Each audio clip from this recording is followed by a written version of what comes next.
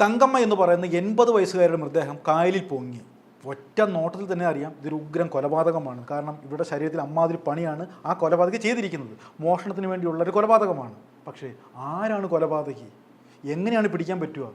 ആയിരക്കണക്കിന് ആൾക്കാർ തിങ്ങിപ്പാർക്കുന്ന ഒരു ഗ്രാമത്തിൽ നിന്നും പോലീസ് 2-ാം ദിവസം ആ കൊലപാതകത്തെ കോളറെ പിടിച്ച് പൊക്കിയും എടുക്കുകയാണ്. നീ ആരാ ചെയ്തതെന്ന് പറഞ്ഞു അവനെ കയ്യോടെ പൊക്കി. അവൻ പറഞ്ഞു ഞാനാണ് ചെയ്തതെന്ന്. എങ്ങനെയായിരിക്കും പോലീസ് ഈ കേസ് തെളിയിച്ചല്ലേ? ഒരു തെളിവുപോലുമില്ല. ആ അമ്മൂമ്മ മൊബൈൽ ഫോൺ ഉപയോഗിക്കത്തില്ല, സാഹചര്യ തെളിവുകളില്ല, ദൃക്സാക്ഷികളില്ല. എങ്ങനെയായിരിക്കും പോലീസ് ഈ കേസ് തെളിയിച്ചല്ലേ? ഒരു സിനിമാ കഥയെ വെല്ലുന്ന ആ സംഭവമാണ് ഇന്ന് പറയുന്നത്. തങ്കമ്മ എന്ന് പറയുന്ന 80 വയസ്സുകാരെ കാണാനില്ല. ആ വാർത്ത പെട്ടെന്നാണ് പരന്നത്. അതിന് കാരണമുണ്ട് കേട്ടോ. ഇവർ ആരെ കണ്ടാലും ഇടിച്ചു കയറി അങ്ങോട്ട് സംസാരിക്കും. 80 വയസ്സാണെങ്കിൽ നല്ല ആരോഗ്യമുണ്ട്, എല്ലാ ജോലിയും ഒറ്റയ്ക്കാണ് ചെയ്യുന്നത്. അതുകൊണ്ട് തന്നെ നമ്മൾ വഴി കൂടെ ഒരാൾ പോകാമെന്നിരിക്കട്ടെ, ഡാ അച്ഛൻ എവിടെ പോവാ, നിൻ്റെ അപ്പച്ചൻ എന്തിടാ എന്നൊക്കെ പറഞ്ഞ് അങ്ങോട്ട് ഇടിച്ചു കയറുന്നൊരു സ്വഭാവമാണ്. അങ്ങനെയുള്ള ഒരാളാണ് ഈ തങ്കമ്മച്ചി. അതുകൊണ്ട് തന്നെ ഇവരുടെ തിരോധാനം പെട്ടെന്ന് നാട്ടിൽ വാർത്തയായി. നാട്ടുകാരെല്ലാം കൂടി ഇവരുടെ ഒരു മകളുണ്ട്, ഒരു 2 കിലോമീറ്റർ അപ്പുറമാണ് അവർ താമസിക്കുന്നത്. ആ മകളെ ഇവരറിയിക്കുവാണ്. ഈ തങ്കമ്മയ്ക്ക് 2 മക്കളാണ്, ഒരാണും ഒരു പെണ്ണും. പയ്യനാണെങ്കിൽ ഗൾഫിലാണ് ജോലി. ആകെപ്പാടെ ഇപ്പോൾ നാട്ടിലുള്ളത് ഈ മകളാണ്. അമ്മയുടെ കാര്യങ്ങളൊക്കെ നോക്കുന്നത്, ഇടയ്ക്കിടയ്ക്ക് വന്ന് നോക്കുന്നതൊക്കെ ഈ മകളാണ്. അങ്ങനെ മകളെത്തി വീട് ആകെ പരിശോധിക്കുകയാണ്. അസ്വാഭാവികമായിട്ട് ഒന്നും അവിടെ കാണുന്നില്ല. വാതിലൊക്കെ പൂട്ടിയിരിക്കുവാണ്. ഇനി ദൂരയാത്രയ്ക്കൊക്കെ പോകാൻ സാധ്യതയുണ്ടോ, ഇനി തീർത്ഥാടനം വല്ല അമ്മ പോയിരിക്കാമോ എന്നുള്ളതൊക്കെ ആ മകളുടെ മനസ്സിലേക്ക് വരികയാണ്. അങ്ങനെ ഒരു സാഹചര്യമില്ല. ഈ നാടും വീടും വിട്ടൊന്നും ഈ തങ്കമ്മ ദൂരത്തേക്കൊന്നും പോകത്തില്ല എന്നുള്ള കാര്യത്തിൽ മകൾക്ക് ഉറപ്പാണ്. അങ്ങനെ പോലീസിൽ പരാതി കൊടുക്കുകയാണ്. തങ്കമ്മയുടെ ഭർത്താവ് വർഷങ്ങൾക്ക് മുമ്പ് തന്നെ മരിച്ചു. ഈ വീട്ടിൽ 24 വർഷമായിട്ട് ഒറ്റയ്ക്കാണ് താമസിക്കുന്നത്. നാട്ടുകാരൊക്കെ സഹായിക്കുന്നുണ്ട്, ഇടയ്ക്ക് മകൾ വരും, അങ്ങനെയുള്ള കാര്യങ്ങളൊക്കെ നാട്ടുകാരൊക്കെ സഹകരിക്കുന്നുണ്ട്. തന്നെ ഒറ്റയ്ക്ക് താമസിക്കാനൊന്നും ഈ അമ്മയ്ക്ക് വലിയ പേടിയൊന്നുമില്ല. അങ്ങനെ പോലീസ് പരിശോധന ഇങ്ങനെ തുടങ്ങുകയാണ്. അപ്പോഴാണ് 2-ാം ദിവസം പരാതി കൊടുത്ത് 2-ാം ദിവസം കനകക്കുന്ന് ബോട്ട് ജെട്ടിക്കടുത്ത് ഒരു സംഭവം നടക്കുകയാണ്. രാവിലെ 6 മണിയോടെ മത്സ്യം പിടിക്കാൻ പോയ തൊഴിലാളികൾ ഒരു കാഴ്ച കാണുകയാണ്. അവർ ഞെട്ടിത്തെറിച്ച് നിൽക്കുകയാണ്. ഒരു ഡെഡ് ബോഡി വെള്ളത്തിൽ ആടി ഉലയുന്നു. ശരീരത്തൊന്നും വസ്ത്രമൊന്നുമില്ല. ആരുടെയാണ്, ആണാണോ പെണ്ണാണോ ഒരു പിടിയുമില്ല. അങ്ങനെ മത്സ്യത്തൊഴിലാളികളെല്ലാം കൂടി ആ ബോഡി കരയ്ക്കെടുത്ത് കൊണ്ടുവരികയാണ്. അവർ കാണുന്ന കാഴ്ച 2 ദിവസം മുമ്പ് കാണാതായിരിക്കുന്ന തങ്കമ്മ എന്ന് പറയുന്ന 80 വയസ്സുകാരുടെ മൃതദേഹമാണ് ഈ കരയ്ക്ക് കിടക്കുന്നത്. അകപ്പാടെയുള്ള ബ്ലൗസ് മാത്രമാണ്, അടിഭാഗത്ത് വസ്ത്രങ്ങളൊന്നും കാണാനില്ല. അപ്പോഴേക്കും സ്ഥലത്ത് പോലീസൊക്കെ എത്തി. പോലീസ് ആ ബോഡി വിശദമായിട്ട് പരിശോധിക്കുമ്പോൾ വിചിത്രമായ ചില കാഴ്ചകളാണ് ആ ബോഡിയിൽ കാണുന്നത്. ഇവരുടെ കഴുത്തുണ്ടല്ലോ, ഈ നൈലോൺ പോലെയുള്ള കയറുകൊണ്ട് ബന്ധിപ്പിച്ചിരിക്കുകയാണ്. അതിൻ്റെ അറ്റത്തൊരു കരിങ്കല്ലുണ്ട്. എന്ന് പറഞ്ഞാൽ ഈ ബോഡി ആ വെള്ളത്തിൽ താഴ്ന്നു കിടക്കാൻ വേണ്ടി ആരോ തന്ത്രപൂർവ്വം കല്ല് കെട്ടി താഴ്ത്തിയിരിക്കുകയാണ്.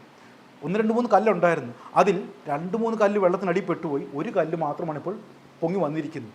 അതുമാത്രമല്ല, ഇവരുടെ കയ്യും കാലും എല്ലാം തോർത്തുകൊണ്ട് ഒക്കെ ബന്ധിപ്പിച്ചിരിക്കുകയാണ്. ഒറ്റ നോട്ടത്തിൽ തന്നെ അറിയാം ഇതൊരു ഉഗ്രം കൊലപാതകം തന്നെയാണ്. തലയ്ക്ക് പിന്നെ നല്ലൊരു പരിക്കൊക്കെ ഉണ്ട്. ആരോ മനഃപൂർവ്വം ആ പാവ സ്ത്രീയെ, ഒന്ന് ആലോചിച്ച് നോക്കി, 80 വയസ്സുള്ള ഒരു പാവ സ്ത്രീയെ തലയ്ക്കടിച്ച് കൊലപ്പെടുത്തിയ ശേഷം ആ വെള്ളത്തിൽ മുക്കിയിട്ടിരിക്കുകയാണ്. എന്തോ ഭാഗ്യത്താൽ പൊങ്ങി വന്നിരിക്കുകയാണ്. എന്തായാലും പോലീസ് ഉഗ്രമായ രീതിയിൽ അന്വേഷണം നടത്താൻ പോവുകയാണ്. ഇത് ആരായിരിക്കും ചെയ്തിരിക്കുന്നത് അല്ലേ? ഭയങ്കര ഒരു കൊലപാതകമാണ് നടന്നിരിക്കുന്നത്. അതുമാത്രമല്ല, പോസ്റ്റ്മോർട്ടം റിപ്പോർട്ട് വന്നപ്പോൾ ഒന്നുകൂടി ഞെട്ടി. കാരണം എന്താ അറിയുമോ, ഇവരെ ജീവനോടെയാണ് ആ വെള്ളത്തിൽ താഴ്ത്തിയിരിക്കുന്നത്. എന്ന് പറഞ്ഞാൽ ഇവരുടെ ശ്വാസകോശത്തിലൊക്കെ വെള്ളം കയറി പോയിട്ടുണ്ട്. വെള്ളത്തിൽ മുങ്ങിയപ്പോൾ ആ വെപ്രാളത്തിൽ വെള്ളം കുടിച്ച് ആണ് ഈ സ്ത്രീ മരിച്ചിരിക്കുന്നത്. എന്തായാലും ഭയാനകമായിട്ടുള്ള ഞെട്ടിപ്പോകുന്നൊരു സംഭവമാണ് ഇവിടെ നടന്നിരിക്കുന്നത്. പോലീസിന് വല്ലാത്ത വെല്ലുവിളിയാണ്. കാരണം ഇവർ മൊബൈൽ ഫോൺ ഉപയോഗിക്കത്തില്ല, സാഹചര്യ തെളിവുകളൊന്നുമില്ല, ദൃക്സാക്ഷികളില്ല, ആരാ എന്തോ ഒരു പിടിയുമില്ല.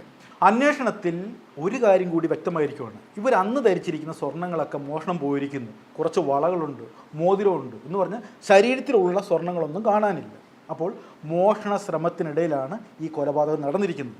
പോലീസ് നേരെ വീട് മുഴുവൻ പരിശോധിക്കുകയാണ്. അവിടെ പോലീസിന് അസ്വാഭാവികമായിട്ട് ഒന്നും കാണാൻ പറ്റുന്നില്ല. കാരണം എന്താണെന്ന് അറിയാമോ, സാധാരണയായിട്ട് ഒരു കൊലപാതകം നടക്കുമ്പോൾ വെപ്രാളപ്പെട്ട് സാധനങ്ങൾ വാരി വലിച്ചിടും, ഒരു വാതിൽ തകർത്തിരിക്കും. ഇതൊന്നുമില്ല. സാധാരണ എങ്ങനെയാണോ ആ വീട് കിടക്കുന്നത് അതുപോലെ തന്നെയാണ്. എന്ന് പറഞ്ഞാൽ ഈ അമ്മൂമ്മയ്ക്ക് വ്യക്തമായിട്ട് അറിയുന്ന ഏതോ ഒരുത്തൻ അമ്മൂമ്മയെ വിളിച്ച് ആ വീട്ടിലേക്ക് കയറുന്നു.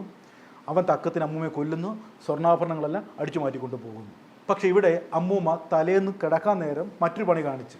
അന്ന് ധരിച്ചിരിക്കുന്ന മാലയും അല്ലെങ്കിൽ കമ്മലൊക്കെ ആ മെത്തയ്ക്ക് വെച്ചു. അത് പക്ഷേ കള്ളനെ കണ്ടെത്താൻ പറ്റിയില്ല. അവർ ധരിച്ചിരിക്കുന്ന ഈ പറഞ്ഞ വളയും കമ്മലും മാത്രമാണ് കള്ളന് കണ്ടെത്താൻ പറ്റിയതും അടിച്ചുകൊണ്ട് പോയതും. എന്തായാലും ഇതൊരു മൃഗീയമായിട്ടുള്ള അത്യന്തം ഭീകരമായിട്ടുള്ള ഒരു കൊലപാതകമാണെന്നുള്ളൊരു സംശയം ഒന്നുമില്ല. ഇവിടെ പോലീസ് നമ്മൾ നമസ്കരിച്ചേ പറ്റൂ. ഒരു തെളിവ് പോലുമില്ലല്ലോ, ആരാ എന്താണെന്ന് ഒരു പിടിയുമില്ല. അന്തരീക്ഷത്തിൽ നിന്നാണ് കേസ് അന്വേഷണം തുടങ്ങുന്നത്. ഇതൊരു വലിയ ഗ്രാമമാണ്, ഇവിടെ ആൾക്കാർ തിങ്ങിപ്പാർക്കുന്ന സ്ഥലമാണ്.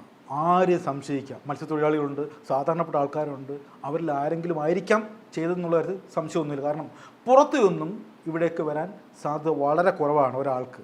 അപ്പോൾ ഈ ഭാഗത്തുള്ള ആരോ ഒരാളാണ് ചെയ്തിരിക്കുന്നത്. പക്ഷേ എന്താണ് തെളിവ്? ഒരു തെളിവുമില്ല.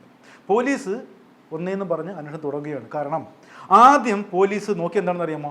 ആ കെട്ടിൽ നിന്നാണ്. കാരണം ഇതൊരു പ്രത്യേകതരം കെട്ടാണ്. മത്സ്യത്തൊഴിലാളികൾ ഈ വലയൊക്കെ കടലിലും കായലിലൊക്കെ മുക്കി താഴ്ക്കാൻ വേണ്ടി ഒരു കെട്ട്. ആ കെട്ടാണ് ഈ കെട്ടിയിരിക്കുന്നത്. ഒരു പ്രത്യേകതരം കെട്ട്, മത്സ്യത്തൊഴിലാളി മാത്രം കെട്ടുന്ന കെട്ട്. അത് മാത്രവുമല്ല, സാധാരണ കയറുമല്ല. മത്സ്യത്തൊഴിലാളി ഈ വലയ്ക്ക് പിന്നിലൊക്കെ കെട്ടുന്നൊരു കെട്ടുണ്ടല്ലോ, നൈലോൺ പോലെയുള്ള കയറോച്ചുള്ള കെട്ടുണ്ടല്ലോ, ആ കയറാണ് ഉപയോഗിച്ചിരിക്കുന്നത്. അപ്പോൾ പോലീസ് ഒന്നുകൂടി ഉഷാറെ. കാരണം ഇത് മത്സ്യത്തൊഴിലാളികൾ ആരോ ഒപ്പിച്ച പണിയാണ് ഈ ക്രൂരത. ആരായിരിക്കും? ഒരുപാട് പേരുണ്ടല്ലോ, ഒന്നോ രണ്ടോ പേരല്ല. അങ്ങനെ രാജേഷിനെ പൊക്കുന്നു, സജീവനെ പൊക്കുന്നു, മോഹനെ പൊക്കുന്നു, അന്ത്രോസിനെ പൊക്കുന്നു, സർവമാന മത്സ്യത്തൊഴിലാളിയും കൂട്ടത്തോടെ പൊക്കുകയാണ്. ഒരുപാട് പേരെ മൃഗീയമായിട്ടൊക്കെ ചോദ്യം ചെയ്യുകയാണ്. കേസ് കളിച്ചേ പറ്റൂ, ഉഗ്രം കൊലപാതകമാണ്, ഒരു തുമ്പ് പോലുമില്ല. അങ്ങനെ ഇരിക്കുമ്പോൾ ഒരു വ്യക്തമായ സൂചന പോലീസ് കിട്ടുകയാണ്.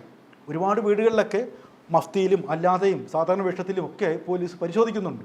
ഒരു വീട്ടിൽ മാത്രം ഈ കയറ് കാണുകയാണ്. പ്രത്യേകതര ഈ കയറ്, ഈ നൈലോൺ കയറ് കാണുകയാണ്. അത് അശ കെട്ടാൻ ഉപയോഗിച്ചൊരു കയറാണ്. ഈ കയറും ഈ മൃതദേഹത്തിൽ കണ്ട കയറും തമ്മിൽ നല്ല സാമ്യമുണ്ട്. എന്ന് പറഞ്ഞാൽ ഈ കയറിൻ്റെ ബാക്കിയോ അല്ലെങ്കിൽ ആ കയറിൻ്റെ ബാക്കിയോ ആണ് ഇത് എന്നുള്ള കാര്യത്തിൽ സംശയമൊന്നുമില്ല. അങ്ങനെ പോലീസിന് ഒരു പിടിവള്ളി കിട്ടി. അതുമാത്രമല്ല, വ്യക്തമായിട്ടൊരു പിടിവള്ളി തൊട്ടടുത്ത ദിവസം കിട്ടിയിരുന്നു. കാരണം എന്താ അറിയാമോ? ഈ സ്ത്രീ കൊല്ലപ്പെടുന്നത് ഒരു രാത്രി 8 മണിക്കാണ്. പിറ്റേ ദിവസം ഒരുപാട് പേരെ ചോദ്യം ചെയ്യുന്ന കൂട്ടത്തിൽ ഒരാളോട് മാത്രം ചോദിച്ചു, ആ അമ്മൂമ്മ കണ്ടായിരുന്നോ? പിന്നെ ഇന്ന് രാവിലെ കൂടി കണ്ടതില്ല, 8 മണിക്ക് കണ്ടതില്ല എന്നുള്ള ഒരു വെറുതെ ഒരു പറച്ചിൽ ഒരുത്തിൻ്റെ വായിൽ നിന്ന് കിട്ടി. പക്ഷേ ആ ദിവസം ആ അമ്മൂമ്മ ജീവനോടെ ഇല്ലായിരുന്നു. ഇവൻ മാത്രമാണ് പറഞ്ഞിരിക്കുന്നത്. അങ്ങനെ അവനെ മാത്രം സ്കെച്ച് ചെയ്ത് ഇങ്ങനെ ആൾക്കാരുടെ എണ്ണം കുറച്ച് അവനിലേക്ക് വരികയാണ്. അതും മാത്രമല്ല, ഇയാളെപ്പറ്റി മറ്റൊരു സൂചന കൂടി കിട്ടുകയാണ്. ഈ അടുത്ത കാലത്ത് ഒരാൾ കുറച്ച് സ്വർണവുമായിട്ട് ഒരാളെ സമീപിച്ചു. ഈ പഴയ സ്വർണ്ണമൊക്കെ എടുക്കുന്ന ആളാണ്. അയാൾക്ക് പക്ഷേ ഇയാളുടെ വെപ്രാളം പരവേശം കണ്ടപ്പോൾ സ്വർണ്ണം എടുക്കാൻ തോന്നിയില്ല. അയാളെ പറഞ്ഞു വിട്ടു. ആ സംശയം ആ സ്വർണ്ണം എടുക്കുന്ന ആൾ പോലീസിന് പറയുകയാണ്, ഇങ്ങനെ ഒരാൾ എൻ്റെ അടുത്ത് വന്നിരുന്നു, എനിക്കൊരു പക്ഷേ അയാളെ സംശയം ഉണ്ടെന്നുള്ള രീതിയിൽ ഒരു നല്ലൊരു തെളിവ് കൂടി കിട്ടി. എല്ലാം കൂടി ഇവനെ വരിഞ്ഞു മുറുക്കുന്ന ഒരുപാട് തെളിവുകൾ പോലീസ് ശേഖരിക്കുകയാണ്. അതുമാത്രമല്ല, ഈ ഡെഡ് ബോഡി സാധാരണയായിട്ട് ഒരു നാട്ടിൽ നടക്കുന്ന സംഭവം നടക്കുമ്പോൾ ഈ ഡെഡ് ബോഡി കാണാനായിട്ട് ആൾക്കാരൊക്കെ വരുമല്ലോ. ഇവൻ ആ ഡെഡ് ബോഡി ഉള്ള ഭാഗത്തൊന്നും വന്നില്ല. അവനോട് ചുമ്മാതെ ചോദിച്ചു പറഞ്ഞു, എനിക്ക് ഡെഡ് ബോഡി കാണുന്ന പേടിയാണ്. അങ്ങനെയൊന്നുമല്ല, ഒരുപാട് മരണത്തിന് പങ്കെടുത്ത ആളാണ് ഈ കക്ഷി.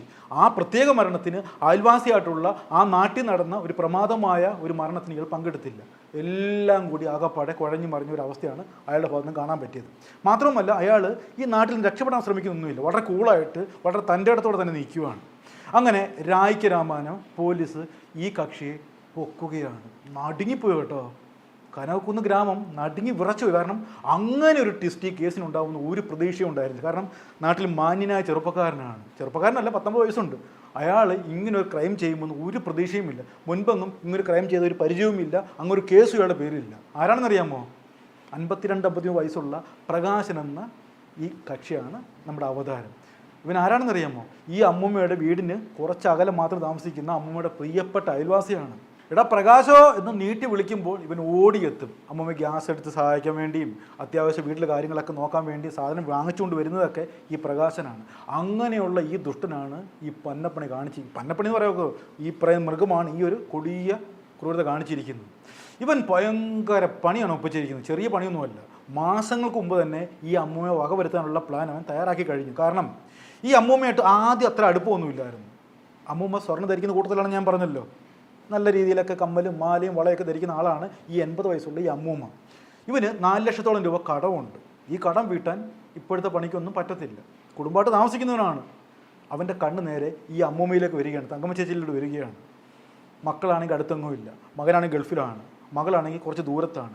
ഈ വീട്ടിൽ ഈ അമ്മൂമ്മ മാത്രമേ ഉള്ളൂ. അമ്മൂമ്മയ്ക്ക് എന്തിനാമേ സ്വർണ്ണമെന്ന് പണ്ടല്ലേ റിസർവ് ചോദിക്കുന്ന പോലെ ഉള്ള കാര്യമാണ് ഇവർ മനസ്സിലേക്ക് വന്നത്.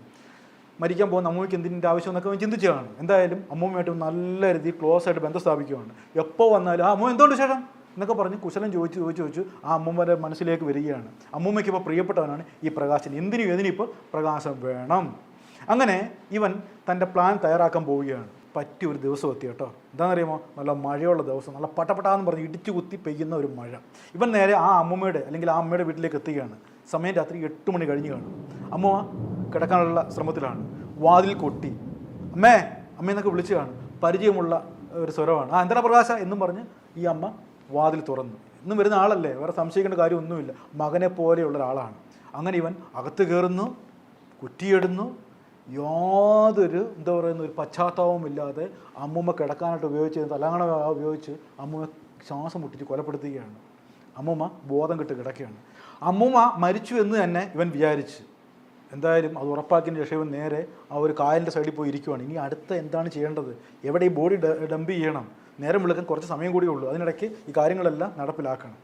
അവൻ തിരിച്ചു വരികയാണ്. എന്നിട്ട് അമ്മൂമ്മയുടെ ശരീരത്തുള്ള ആ സ്വർണ്ണാഭരണങ്ങളെല്ലാം അടിച്ചു മാറ്റുകയാണ്. പക്ഷേ അമ്മൂ ഒളിപ്പിച്ച് വെച്ചാൽ ആ സ്വർണ്ണാഭരണം ഒന്നും കണ്ടെത്താൻ പറ്റില്ല. അതൊരു വെപ്രാളമാണ്. നേരത്തെ ഇത്തരം വലിയ ക്രൈം ചെയ്തുള്ള പരിചയമൊന്നുമില്ല. പക്ഷേ ആ അമ്മൂമ്മ മരിക്കാത്ത അമ്മൂമ്മയും ചുമന്നുകൊണ്ട് നേരെ ഒരു വള്ളത്തിൽ കയറ്റി. സമയം രാത്രി 12 മണി കഴിഞ്ഞ് കാണും. ഒന്ന് ചിന്തിച്ചു, അവൻ്റെ ഒരു മാനസികാവസ്ഥ ചിന്തിച്ച് നോക്ക്. ആ ശവവും ചുമന്നുകൊണ്ട് അല്ലെങ്കിൽ ബോധം കെട്ട് കിടക്കുന്ന അമ്മൂമ്മയും ചുമന്നുകൊണ്ട് വള്ളത്തിൽ കയറ്റുന്നു. ആ ഇടയ്ക്ക് ചെറിയ ഒരു കായലിലൂടെ ഇങ്ങനെ സഞ്ചരിച്ച് മെയിൻ കായലിലേക്ക് ചാടുകയാണ്. ഒറ്റയ്ക്കേ ഉള്ളൂ. ഡെഡ് ബോഡിയും കൊണ്ട് അവൻ നേരെ ആ കായലിലെത്തുന്നു. അവിടെ വെച്ച് തന്നെ ഇവൻ കയ്യിൽ കരുതിയിരിക്കുന്ന ആ കയറുപയോഗിച്ച് ഒരു 3-4 കല്ലെടുത്ത്, അതായത് കരിങ്കൽ പോലെയുള്ള ഒരു കല്ലെടുത്ത് അമ്മൂമ്മയുടെ വയറിൽ ഇവിടെ എല്ലാം കെട്ടുകയാണ്. എന്നിട്ട് കയ്യും കാലും നന്നായിട്ട് ബന്ധിച്ചു. തോർത്തൊക്കെ ഉപയോഗിച്ച് കയ്യും കാലും ഒക്കെ നന്നായിട്ട് ബന്ധിച്ച് നേരെ ആ കായലിലോട്ട് ഒറ്റ തള്ളാണ്. ആ മൃതദേഹം ആണ്ടാണ്ട് ആ കായലിൻ്റെ അടുത്തിട്ടിലേക്ക് പോയി. ഇനി ഒരിക്കലും അത് പൊങ്ങി വരില്ല എന്നുള്ള ആ ഒരു തീരുമാനത്തോടെ, ആ ഒരു സന്തോഷത്തോടെ, ആ ഒരു വിജയാരവത്തോടെ ഇവൻ തിരിച്ചു പോവുകയാണ്. പിറ്റേന്ന് ഒരാൾക്കും അറിയത്തില്ല, ആ ഡെഡ് ബോഡി ആ കായലിൽ തന്നെ ആണ്ട് കിടക്കുകയാണ്. ഈ സ്വർണ്ണാഭരണങ്ങൾ ഇനി വിൽക്കണമല്ലോ, അമ്മമ്മയിൽ നിന്ന് അടിച്ചു മാറ്റിയ കുറച്ച് സ്വർണ്ണാഭരണമുണ്ട്. ഇവൻ നേരെ വിൽക്കാൻ വേണ്ടി ഒരു ആട് ചെല്ലുകയാണ്. ആദ്യം ഞാൻ പറഞ്ഞല്ലോ, ആൾക്ക് ഇവൻ്റെ ആ ഒരു ഇവൻ്റെ പെരുമാറ്റത്തിലും ആ വെപ്രാളത്തിലൊക്കെ ഒരു സംശയം തോന്നി തിരിച്ചു വിടുകയാണ്. ഇതാണ് പോലീസിന് ആദ്യം കിട്ടിയ ഒരു വ്യക്തമായിട്ടുള്ള തെളിവ്. അയാൾ പോലീസിന് പറഞ്ഞു, ഇങ്ങനെ ആൾ വന്ന് ഞങ്ങൾക്ക് അയാളെ സംശയമുണ്ടെന്ന് പറയുന്നു. പോലീസ് അപ്പോൾ തന്നെ ഇവനെ വാച്ച് ചെയ്യുകയാണ്. പിന്നെ ഇവൻ കാട്ടിക്കൂട്ടുന്നതെല്ലാം ഒരു കാട്ടിക്കൂട്ടൽ മാത്രമായിരുന്നു. ഡെഡ് ബോഡി കണ്ടെത്തുമ്പോഴും ഇവൻ അങ്ങോട്ട് ചെല്ലുന്നില്ല, എനിക്ക് പേടിയാണെന്ന് പറയുന്നു. കാണിച്ചു കൂട്ടുന്നതെല്ലാം മഹാമണ്ടത്തരങ്ങൾ. പിറ്റേന്ന് ചുമ്മാതെ മഫ്തിയിൽ പോയി ഏതോ ഒരു പോലീസുകാരൻ ചോദിച്ചു, ആ അമ്മൂമ്മയെ കണ്ടായിരുന്നു ചോദിച്ചാൽ ഇവൻ വെറുതെ പറയുകയാണ്. വെറുതെ പറഞ്ഞൊരു കള്ളമാണ് അവൻ പിന്നീട് വിനയായിട്ട് മാറുന്നത്. അപ്പോൾ പിന്നെ ഇന്നലെ 8 മണിക്കൂടെ കണ്ടതല്ലേ എന്ന് പറയുന്നത്. അത് വെറുതെ പറഞ്ഞൊരു കള്ളമാണ്, അത് ഒരു പുലിവാലായിട്ട് മാറുന്നു. അത് മാത്രമല്ല, ഇവൻ്റെ ആ ഒരു പ്രത്യേക കെട്ട്, അതാണ് ഏറ്റവും കൂടുതൽ പോലീസിനെ സഹായിച്ച ഒരു നിർണായകമായിട്ടുള്ള തെളിവായിട്ട് മാറിയത്. ഇവൻ്റെ വീട്ടിൽ കണ്ടെത്തിയ ആ കയറിലെ കെട്ടും ഈ ഡെഡ് ബോഡിയിൽ കണ്ടെത്തിയ ആ കെട്ടും എല്ലാം ഒരേ രൂപത്തിലുള്ളതായിരുന്നു.